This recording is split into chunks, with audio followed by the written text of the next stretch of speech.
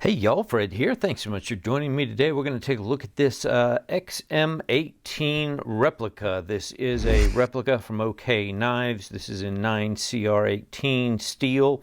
The Hinderer XM-18, on which obviously this is based, came out around 2006 actually, and Hinderer was the guy who invented the over travel stop that prevents the lock bar from going too far, whereas Chris Reeves invented the Reeve integral lock, the frame lock, as well as a couple of different steels that we all know, 𝗕𝗍𝗍𝗍, 𝗕𝗍𝗍𝗍𝗍. Hinderer invented the over travel stop. So these guys all had a real big contribution to the knife industry as a whole. As a matter of fact, they have what is called the Holy Trinity of knives. And the Holy Trinity of knives, and I don't mean to be blasphemous, you know, we're down here in the South, we go to church and we don't use the Lord's name in vain, but they call it the Holy Trinity of knives, which is the Hinderer, usually the XM-18, the Strider knife, usually the SNG, and a Chris Reeves Sebenza of some sort. This is a 25/𝗕𝗍𝗍. It has parts of both, actually. And these three knives, at the moment at least, or let me back that up. These three knives historically were what was referred to as the Holy Trinity. So I figured if I'm going to be a knife collector, I need to grab one of each of these and see what it's all about. So that's what we're going to take a look at here today. But what I want to know from y'all is, if you had to do your own kind of homegrown Holy Trinity of knives, the best knives out there, what three knives would you put in your list? I'm really curious to see. As I finish up the series here and do the Strider knife, we'll come back and visit that. Maybe I'll give you kind of my feedback on what I think are, you know, currently maybe the top three really nice knives that represent a very important piece of our knife world. So anyhow, let me know what you think down there in the comments. By the way, don't forget we have a contest coming up, so if you haven't already, make sure you subscribe down there below, because everybody who's subscribed will be able to enter to win. I'm going to give away half a dozen different knives. That will be coming up soon. That's not today though, so make sure you do that. Hit that subscribe notification bell. Throw your boy a thumbs up if you got to leave early. I certainly do appreciate that. That helps me. This is the box that it came in from OK Knives. Not a big fan of that, but I think probably this is fake looking enough that most buyers who are looking to buy an XM-18 are probably not going to be fooled by the packaging here. So I'm happy about that. As well, we're going to take a closer look at the knife itself and some of the differences between this and the real thing. Obviously, these replicas are very realistic, so we're going to dive into that a little bit more here in just a second. All right, let's do some size comps. We always do that. Really hard to get the size of knives when you're looking at a video. This is what I'm going to call a pretty full-size work duty knife against the PM2, the Para 3. You can see it's basically the same size as the PM2. Don't hurt yourself with knives. Those are pointy things. How about something else in this world, an 𝗔𝗏𝗌 against a raccoon? You can see it is actually just a little bit shorter than the 𝗔𝗏𝗌 and definitely longer than the raccoon, with more of a cutting edge as well. All right, one final comparison here. What should we do? Let's do the Civivi Vision FG. I always do these two with the Pyrite Light. So I'm trying to line them all up by the butt end there. You can see it's definitely longer than actually both of these knives when I get them lined up like that. Little perspective makes them look a little different than they are. All right, I'm going to bring up the specs down the left-hand side of the screen, and we're going to take a closer look at this knife. So I've got the real version specs on the left column versus this replica on the right column. You can see both of these are 8¼ inches long.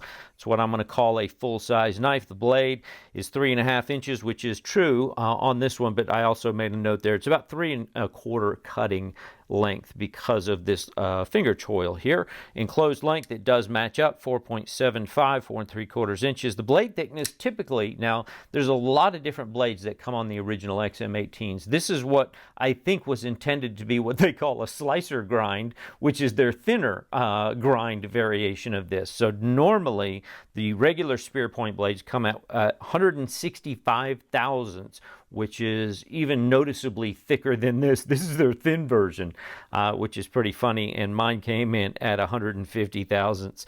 The handle thickness on mine, for some reason, is just a tad bit thinner than what it is on the original. It's really hard to find this version with this exact scale on it. We'll talk about that in a minute.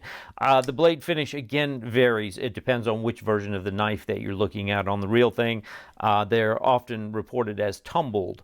This is going to be tumbled as well, probably more stone washed in terms of the finish on this. It does have at least a partial flat grind. The scales on the original, when they come, typically come G10 on the front side with titanium on the back side. They have a variety of different colors and patterns and designs, textures that you can get on them. Obviously, you can get the titanium scales in various formats. Again, blade steel is going to be all over the place with these things. They have done them in all kinds of just about every imaginable premium blade steel over time. This one, as I mentioned, is a 9CR18. HRC, you know, if it's a 20 CV, is probably around 63, 64. You know, Hinderer is going to have good heat treats on their knives. This one says it's supposed to be 58 to 59, which actually is right there in that nice range, sweet spot for 9CR steel. So if it's heat treated well, we're going to see how well it holds up. The weight on this one, just a tad bit heavier, and that again could be because of this extra titanium scale that is on this version. These are obviously frame locks. We'll look at that closer than normal. Again, it's so hard to find the price on this because it's almost impossible to find this exact version out there. But it's probably in the $700+ range. I got this for $46.75. I do measure behind the edge because this is actually surprisingly not too bad. It's pretty thick. We'll talk about the thickness of that blade in a minute here. But behind the edge, I measured out the best measurement I could get. It's about 20 thousandths, which actually is not too bad at all, given, you know, a partial grind on a big, thick blade, despite this being the slicer grind version. All right, let's take a little bit of a closer look here. What this is clearly a very solid, heavy-duty, solid workhorse of a knife. These knives are known for their excellent ergonomics. It's kind of got that almost a pistol grip, rounded banana shape that really fits nicely into your hand, just like that. Again, as I mentioned, they usually come with G10 front scales, and most people will then begin to upgrade them. This is one of those knives that people buy all different imaginable parts for these things. There's a ton of aftermarket stuff. So you can get aftermarket clips and screws and filler tabs, new pivots. You can get them in all different sizes and shapes. I actually have ordered some all-new kit here, all-new hardware that I'm going to replace even the thumb studs. So I'll let you guys take a look once I get all those in. They just haven't come in yet. So very customizable, very ergonomic. This scale alone right here, this titanium scale, and this is a titanium scale. I saw this. I'll bring up the listing on DLT just for the scale only is $200. Unfortunately, so then the question becomes, well, why the hell wouldn't I buy this $46 knife and take the scale off of this one and put it on my real one and save myself $200, right? Or $150, I guess. I doubt this is going to fit. Historically, I haven't tried it. Maybe y'all will know. If anybody's tried that with these scales, let me know. I imagine somebody out there somewhere has tried it with these scales, because for $50, you're getting a whole knife that you can at least try taking the scales off and swapping it onto a real one. I'd be really curious if that works. Typically, it doesn't. Usually, there's, you know, these holes are off by fractions of a millimeter, so nothing lines up the way it's supposed to. It just doesn't typically work out well. But I'm curious. I'd love to know if anybody has done that. All right, there's no internal milling. That's the other thing I want to say.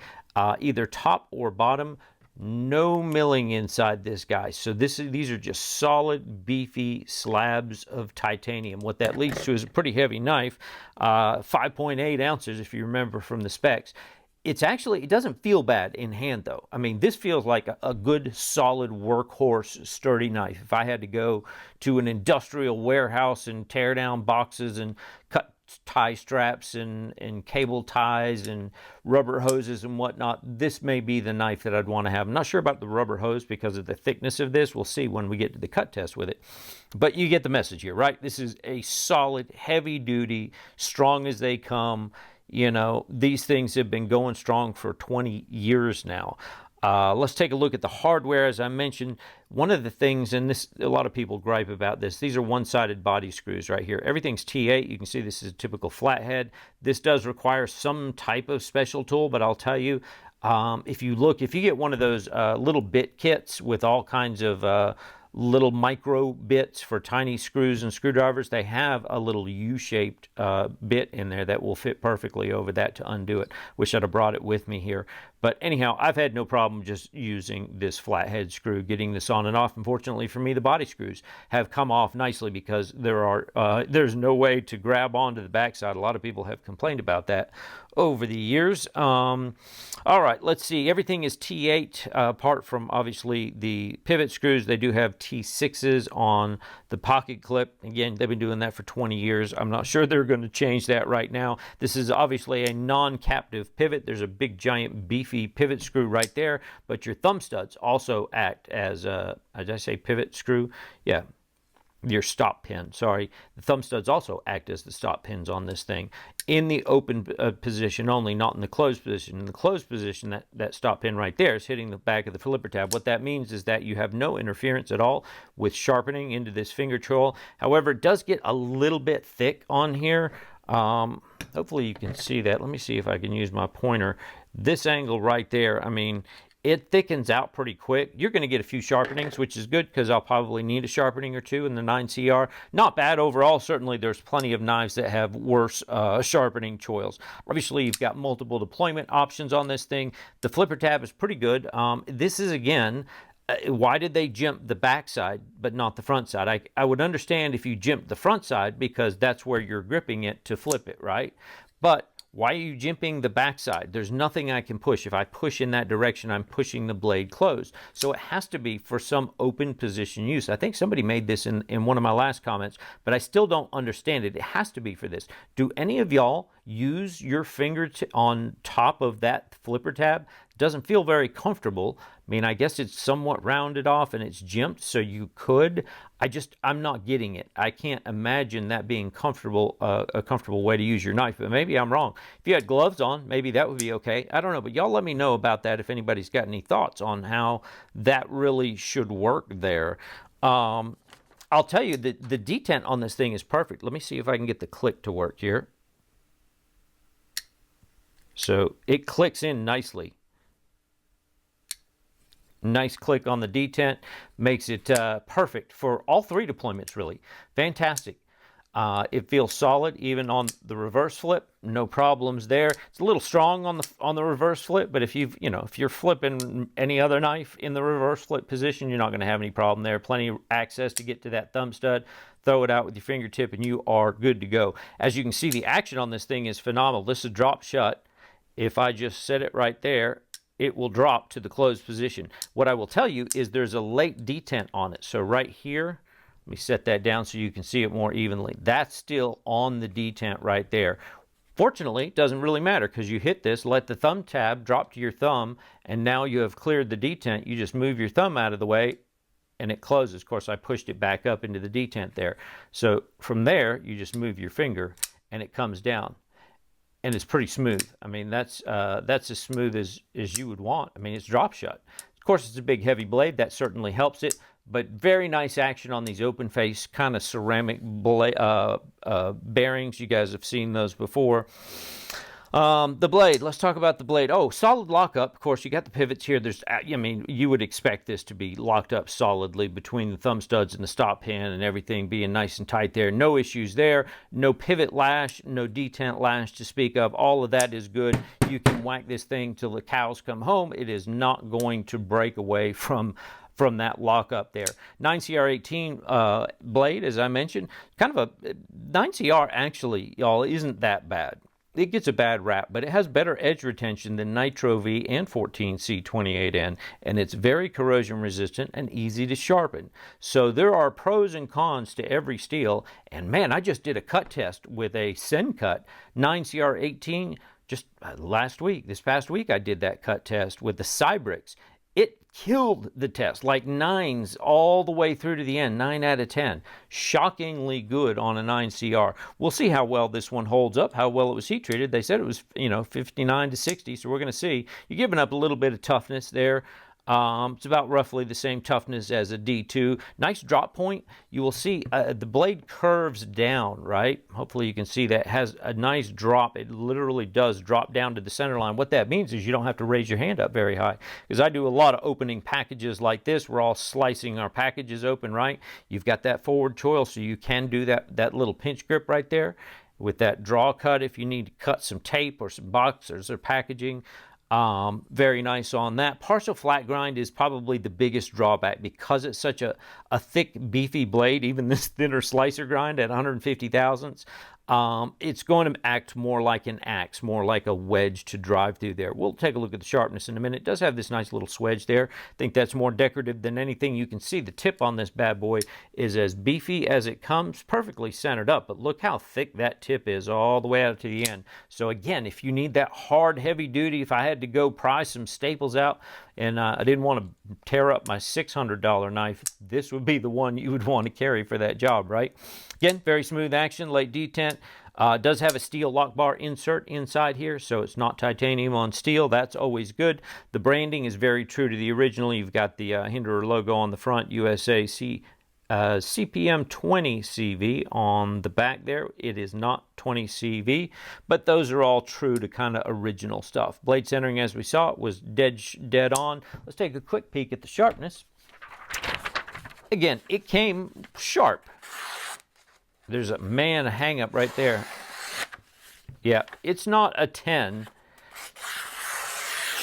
but I'm trying to go slow so you can see. I mean, any knife will cut if you just cut fast with it, right? It's not bad. It's not as sharp or slicey as many of my others. You can see it doesn't want to cut a lot. I haven't touched it up. I haven't sharpened it. Haven't done anything with it. Wanted you guys to see how it came out of the box. I definitely will put a new edge on this thing. You can see from the factory grind. Let's see if I can zoom in even better on this grind. It's pretty rough, so they left a low grit edge on it, maybe a 400 at most, I would say. And it's a pretty thin grind line as well. On a thick blade like that, that tells me it's probably a very high angle, like a 24 to 28 degree would be my guess. I've had knives that I've sharpened here on the channel on videos that went up to 32 degrees, y'all. I doubt this one is quite that bad, but I'm going to say that's a very high angle grind, 24 plus easily on that. So I'll definitely put it on the sharpener before we go into any serious cut testing.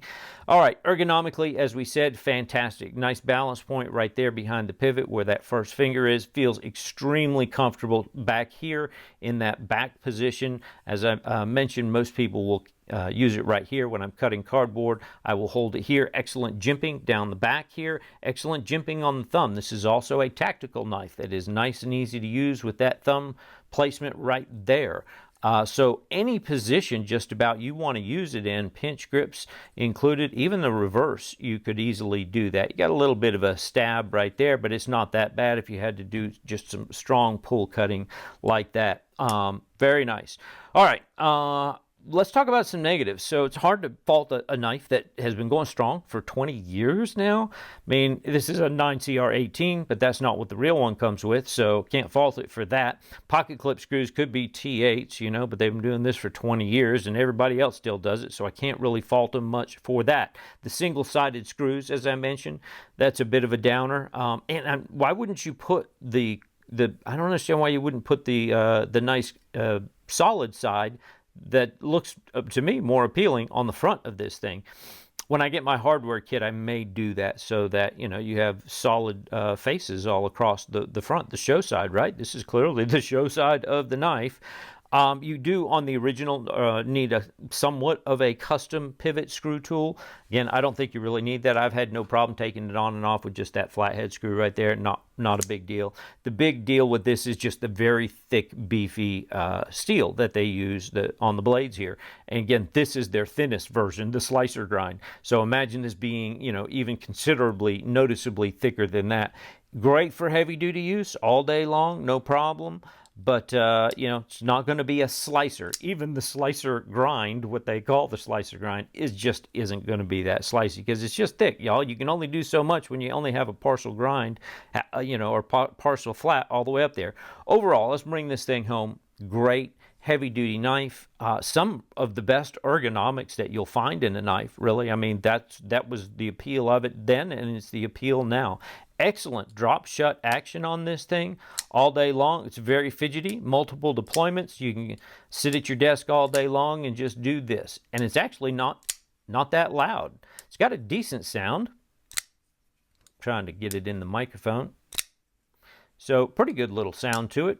But definitely a little fidgety. I certainly have sat fidgeting with this for the last week or so. I like it. It's got a very functional 3.5-inch blade design. The angle makes it good to work. Pretty good for lefties as well. It's not too terribly lock bar sensitive, so it's pretty easy to flip open and close lefty as well. So because they make scales for lefties, so you can probably spend another $200 for a scale on this side that has the clip. And then, of course, you'd need the scale for this side that doesn't. So you're basically buying 2 scales, I think, on that. So not very cool for lefties. I hate it for them. Looks badass. I mean, if you wanted a badass, mean-looking, heavy-duty knife that you could feel confident in, this is definitely one of those, right? You know, that's it. It's your good heavy-duty, badass work knife. You work in a factory or industrial setting, or you just have to cut through rope and hard plastic, you know, stuff all day. You can trust this thing to get the job done. You can bring it home at the end of the day, strop it up back to a 10. Again, you should be good to go. I'm not really recommending these because I try not to recommend, you know, replicas too often. But am I happy with my $50 spend on this? Yeah, absolutely. All day long, I will take this and keep it. I'm very happy to have it in the collection. It's a classic. If you're a knife collector, I mean, you got to have an XM-18, right? You can't be, I think there's a law that you just can't be a collector until you have at least one XM-18 and at least one Strider and one Chris Reeves, and now you got the Holy Trinity, and there you go. So there you go. Don't forget, we got the contest coming up, so if you would, down below there, hit that subscribe notification bell. If you like this kind of content, throw your boy a thumbs up. That helps me with the algorithms. I do appreciate that very much. Otherwise, I appreciate you guys, and we'll see you on the next video. Take care.